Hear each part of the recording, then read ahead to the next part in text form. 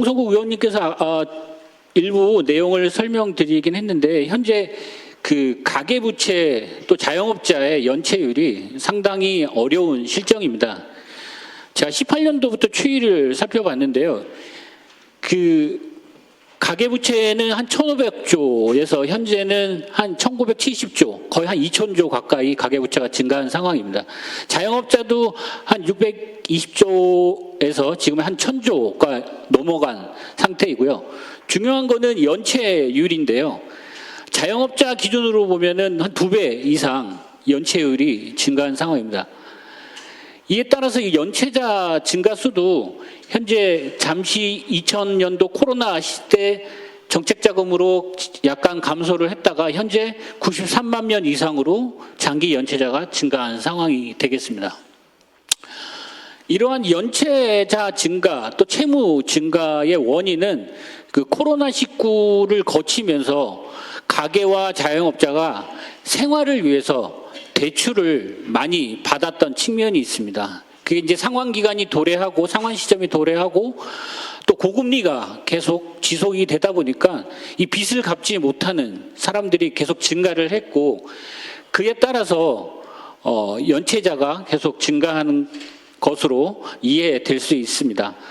참고로 그 코로나19 당시에 4개 공공금융기관에서 자영업자들에게 지원한 정책 자금만 50조에서 2025년까지 95조, 한 2배가량 증가한 것을 참고하시면 될 것 같습니다. 그래서 현재 금융위원회 등에서는 이런 장기 연체자를 중심으로 또는 코로나19 때 피해를 받은 자영업자를 중심으로 해서 그 장기 연체를 이제 채무를 탕감해 주거나 채무를 조정해 주는 지원 정책을 펼치고 있는데 이제 주로 이제 민간을 중심으로 은행권이나 제2금융권을 중심으로 지원이 되고 있습니다.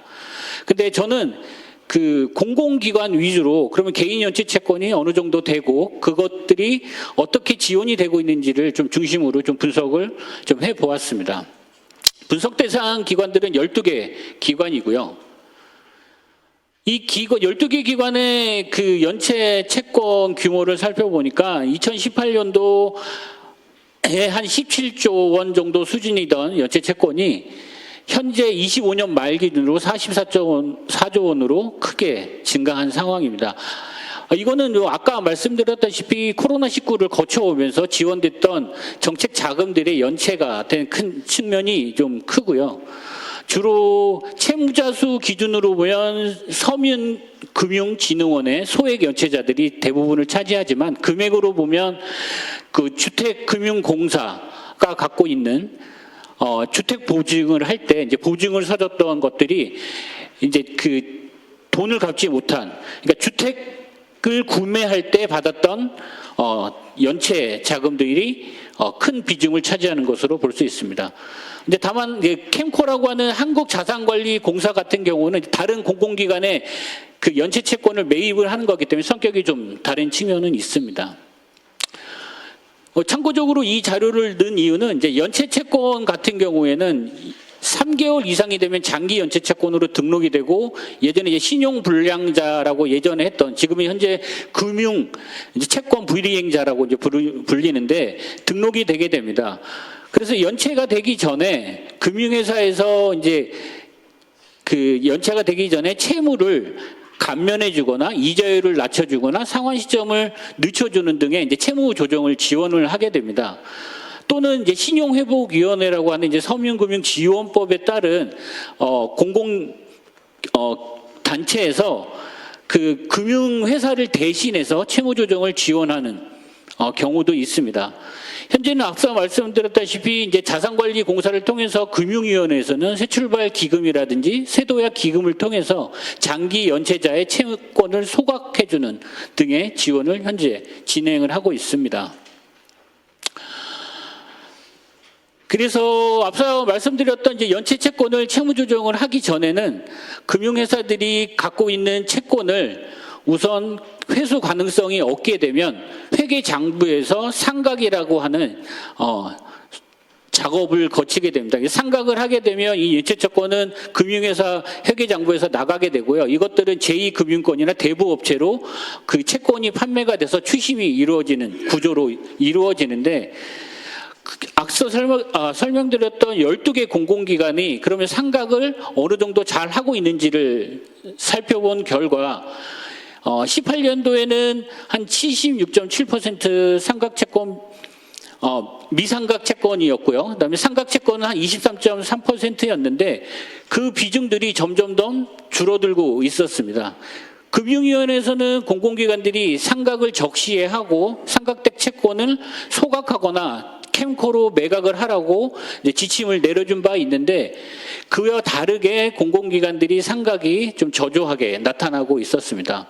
그리고 오른편에 그래프를 보시면 이제 그 상각된 채권을 소각하거나 매각, 그러니까 회수 가능성이 없거나 하는 경우에는 채권을 5년이 지나면 소멸, 시효가 완성이 되기 때문에 소각을 하거나 매각을 할 수가 있습니다. 그런 규모가 24년도까지는 좀 정체되어 있다가 25년도에 크게 증가한 것으로 보여졌는데, 이 25년도에 특히 증가한 이유는 앞서 설명드렸던 새출발기금이나 새도약기금의 정부 지원에 의한 것이고요. 공공기관 자체적으로 소각이나 매각을 했다고 보기는 어렵습니다. 그러다 보니까 공공기관이 갖고 있는 연체기간별 채권을 보면 10년 이상 된 채권들도 13.9%나 되는 것으로 나타났습니다. 또한 이 자료는 그러면 공공기관들이 개인에게 채무조정을 자체적으로 어느 정도 해주고 있는지에 대한 현황을 살펴본 바인데요. 조금씩 늘고는 있지만 자체적으로 채무조정을 하기보다는 앞서 설명드렸던 신용회복위원회 외부기관을 이용한 채무조정을 지원하는 비중이 훨씬 높다라는 것을 알 수가 있었습니다. 내용을 빠르게 설명드려서 조금 어려운 내용이긴 한데 결론 및 시사점을 간략하게 말씀을 드리면, 공공기관들이 갖고 있는 개인 연체 채권은 한 44조 원 정도 수준입니다. 이것들이 증가한 이유가 코로나19 때 늘어난 대출도 있지만 공공기관이 적시에 상각을 하고 소각을 하고 또는 매각을 하는 그런 일들이 부족했기 때문에 증가한 측면도 있었습니다. 그리고 채무조정을 지원을 하기는 하지만 이 채무조정이 신용회복위원회 같은 외부기관보다 채무감면율은 낮았고, 그다음에 채무조정을 하더라도 이후에 재연체되는 비율이 훨씬 높은 것으로 나타나서 이 공공기관들이 지원하는 채무조정 자체가 효과적이지 못할 수 있다라는 걸 유추할 수가 있었습니다.